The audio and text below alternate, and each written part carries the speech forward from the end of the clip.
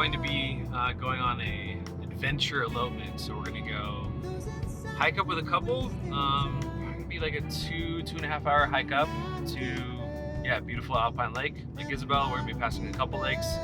We're gonna marry them at the top, soak up some of the sunshine, soak up some of the love. Yeah. How long have you been doing these adventure elopements? Almost 5 years now. Moved out here maybe 7 years ago.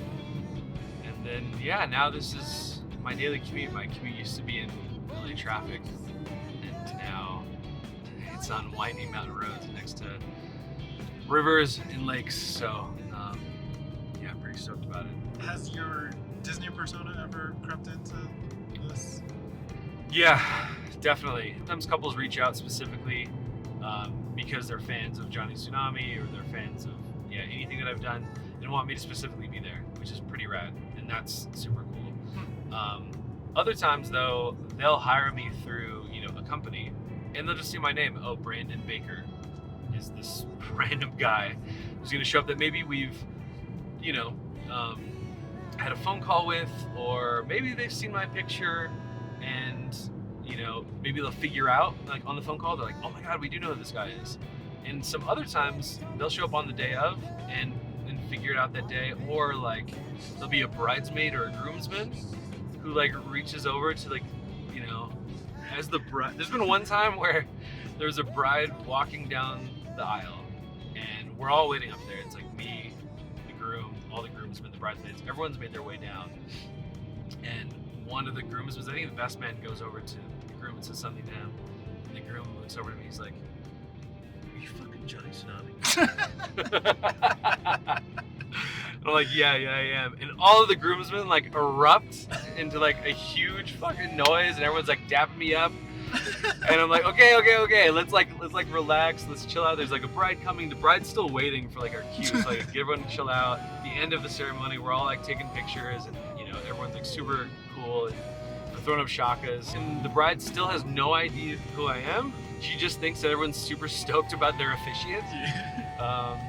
But it's really cool to be there for when it's just this crazy cherry on top, where we're flying from out of state, we're flying to Colorado, we've hired this officiant, we've hired this company to do our wedding, and you go through it, and you show up, and this kid that was in this movie that you grew up with is the one that marries you, and they're just this is a fucking trip. I love that. It's super cool. 20 something years later, that it's still, I don't know, adding some sort of pixie dust to someone's day. It's so random and so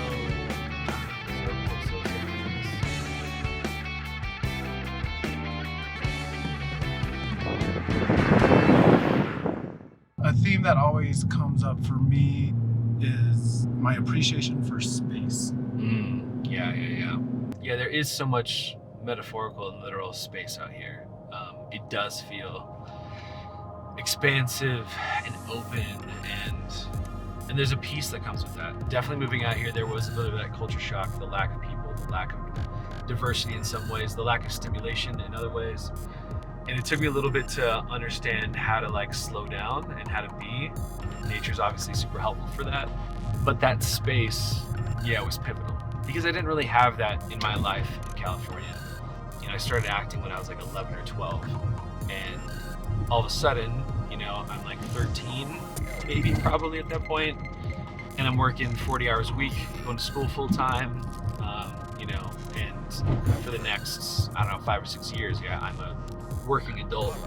And so there was no real space in my life. It was this thing that I was like, oh yeah, I love hockey, and I love Polynesian dancing, and I like acting too. And then this thing popped off, and all of a sudden it was boom, this is your whole life.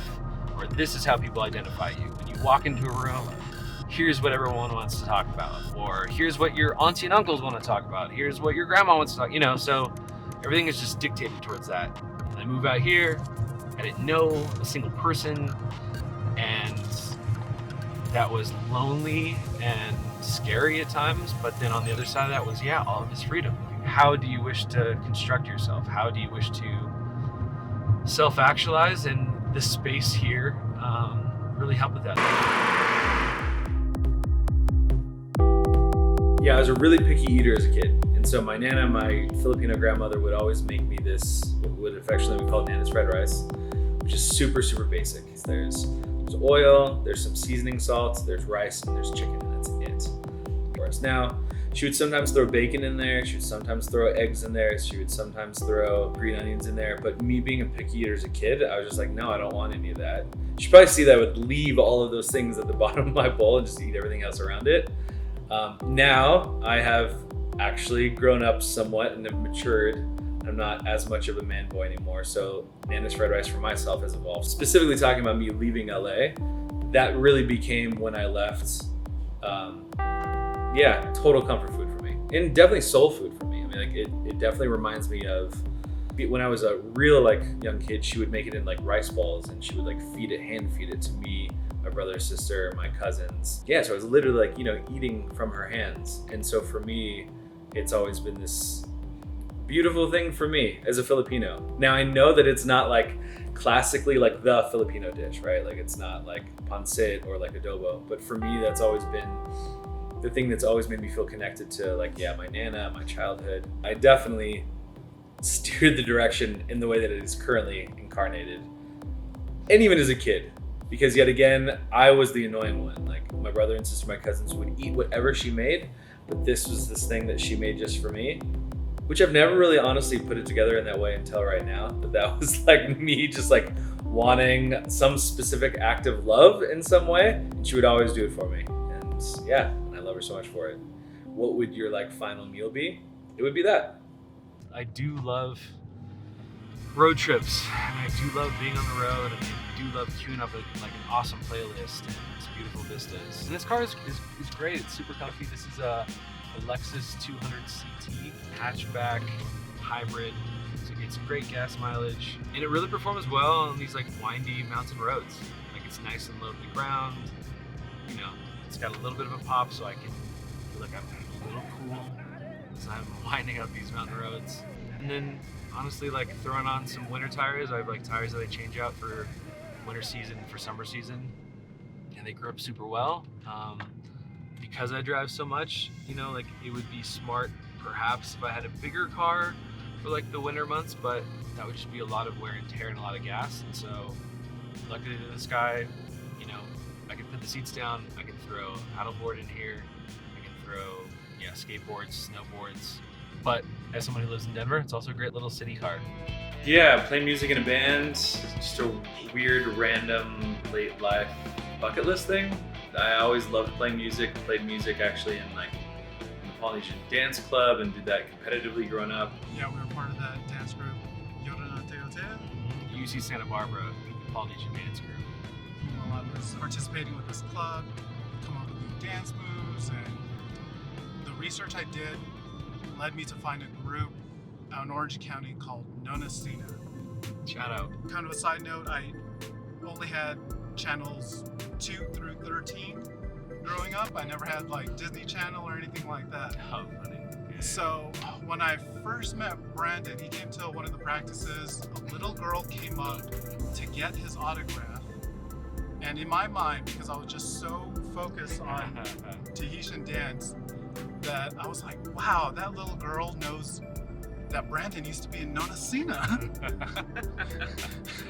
And it wasn't until much later that I realized what Johnny Tsunami was.